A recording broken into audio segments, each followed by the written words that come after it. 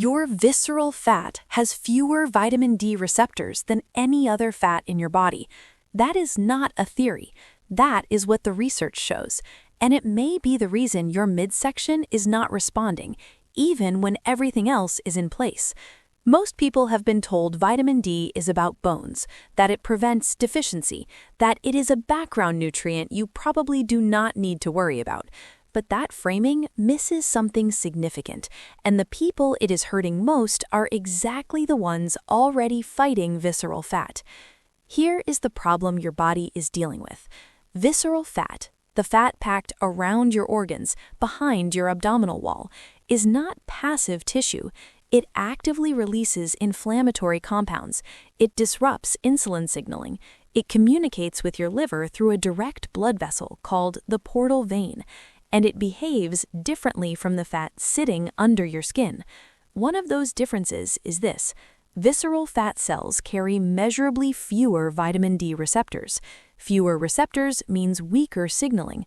Weaker signaling means your body loses one of the biological levers that normally helps regulate how fat cells develop and how readily they let go of stored fat.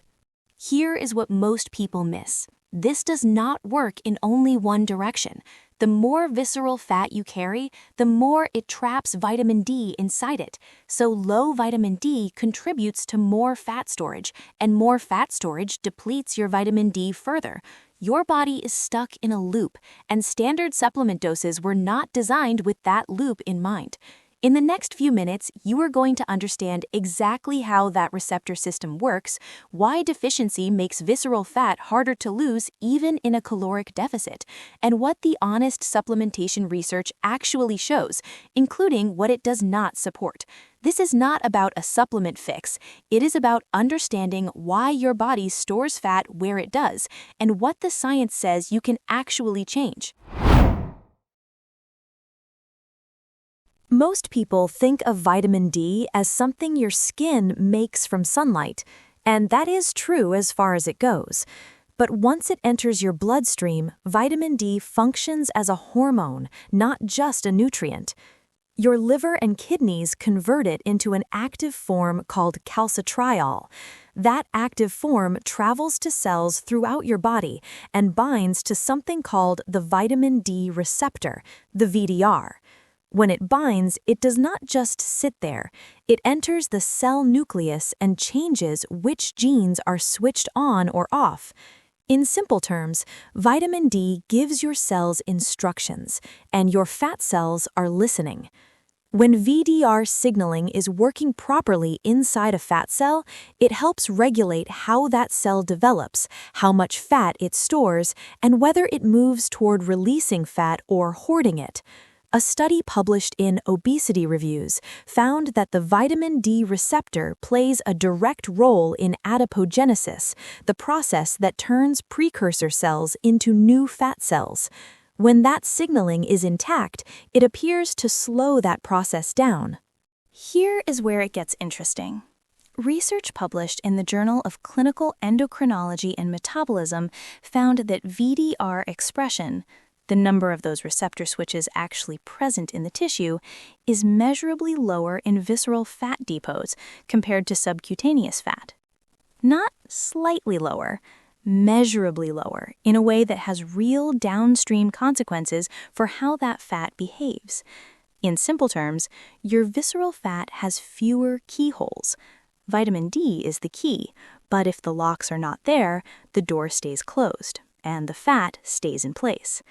And that impaired signaling does not just affect fat storage. Visceral fat already produces more inflammatory compounds than subcutaneous fat. Weaker VDR activity in that tissue appears to amplify that inflammation response, making the tissue even more metabolically disruptive. Now here is the part most fat loss content never gets to. The research consistently shows an inverse relationship between circulating vitamin D levels and visceral fat. People with lower vitamin D carry more of it. People with higher levels carry less. A large cross-sectional study published in the European Journal of Clinical Nutrition confirmed this association using direct imaging to measure visceral fat area, and it held even after adjusting for physical activity and caloric intake. But here is the important part. The relationship runs in both directions. Vitamin D is fat-soluble. That means your body does not flush excess vitamin D in urine the way it does with water-soluble vitamins. It gets absorbed into fat tissue and stored there. Research published in the International Journal of Obesity documented what is called a volumetric dilution effect. The more fat mass you carry, the more vitamin D gets sequestered inside it, leaving less available in your blood for active use. In simple terms, your fat is holding onto your vitamin D. The more fat you have, the less vitamin D is circulating where your body actually needs it. So the loop looks like this. Deficiency impairs VDR signaling in visceral fat, making fat storage easier and fat release harder. That accumulated fat then traps more vitamin D, deepening the deficiency, which further impairs signaling. This is why the research shows that people with significant visceral fat often need substantially higher doses of vitamin D supplementation just to reach the same blood levels as someone leaner. Standard dosing guidelines were built for average populations. They were not calibrated for this feedback dynamic. If your levels have tested low despite supplementing, this is why. The fat is absorbing it before it can work.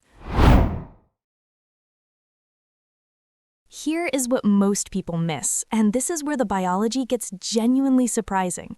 When your vitamin D levels drop, your body does not just sit with the deficiency, it responds. It raises a hormone called parathyroid hormone, PTH, whose job is to pull more calcium into circulation to compensate. Under normal conditions, that is a protective reflex, but inside your fat cells, elevated PTH creates a serious problem. Research published in the Journal of Clinical Investigation found that when PTH rises, it drives up intracellular calcium inside fat cells. Think of intracellular calcium as a dial that controls what a fat cell does with energy. Turn that dial too high through elevated PTH, and the fat cell shifts away from releasing fat and toward storing it. In simple terms, vitamin D deficiency does not just slow down fat release directly, it sets off a hormonal chain reaction that actively pushes your fat cells into storage mode. A study published in Obesity confirmed this further. Elevated PTH was independently associated with greater fat mass and reduced fat release, even when vitamin D levels were accounted for separately. The deficiency cascade is doing damage beyond the deficiency itself. But here is what most people do not know about correcting it. PTH can remain elevated even after you start correcting vitamin D, particularly if dietary calcium is also low. The research suggests that correcting both together produces better metabolic outcomes than addressing vitamin D in isolation. This does not mean aggressive supplementation of either.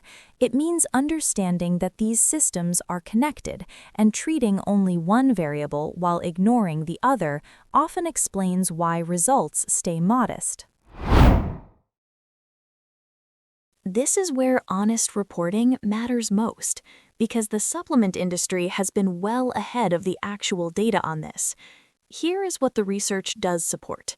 A randomized controlled trial published in the American Journal of Clinical Nutrition found that vitamin D supplementation in overweight and obese adults with documented deficiency produced modest but measurable reductions in fat mass over 12 weeks, with the strongest signal in the abdominal region.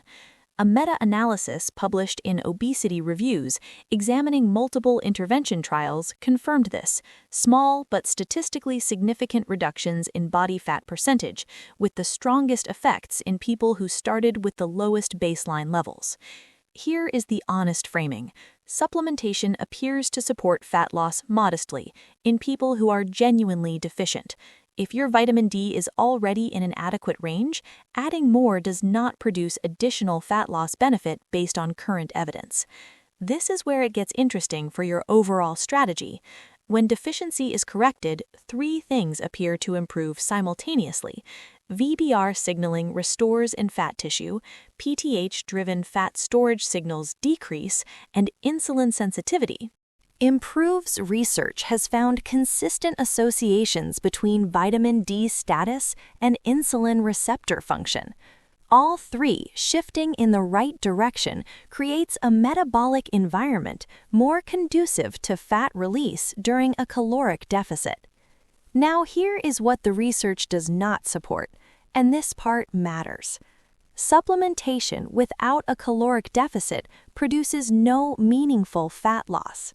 A study published in the Journal of Clinical Endocrinology and Metabolism found that vitamin D supplementation without dietary intervention resulted in no significant body composition change. Vitamin D does not override energy balance. It supports the conditions under which fat loss occurs. It does not replace them. There is one additional finding worth knowing. Research suggests that people with corrected vitamin D levels may preserve lean muscle mass better during a caloric deficit. That matters more than most people realize, because lean mass is the primary driver of your resting metabolic rate. Lose muscle while losing fat, and your metabolism slows in ways that make maintenance harder. Protecting lean mass is not a minor benefit. Here is the insight worth sitting with. You are not dealing with a supplement deficiency, you are dealing with a signaling problem, one that runs in a loop. Visceral fat has fewer vitamin D receptors to begin with. Deficiency weakens the signaling that already exists. More fat accumulates. That fat traps more vitamin D, and the loop tightens. Understanding that loop does not fix it overnight, but it changes what you are actually addressing. You are not just topping up a nutrient, you are trying to restore receptor signaling in tissue that is already resistant to it, which is why the research recommends testing first, calibrating dose to your actual levels, and pairing correction with a genuine caloric deficit, rather than expecting the supplement to carry the work alone.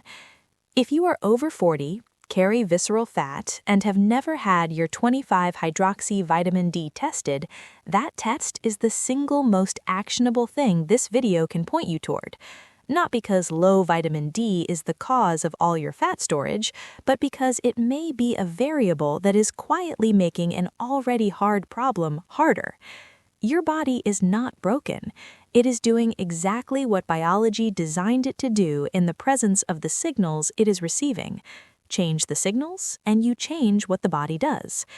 If this gave you a clearer picture of why visceral fat behaves the way it does, type "tested" in the comments if you already know your vitamin D number and what it was. That data is genuinely useful to others watching. Share this with someone who is doing everything right and still not seeing results in their midsection. And subscribe if you want the science without the exaggeration.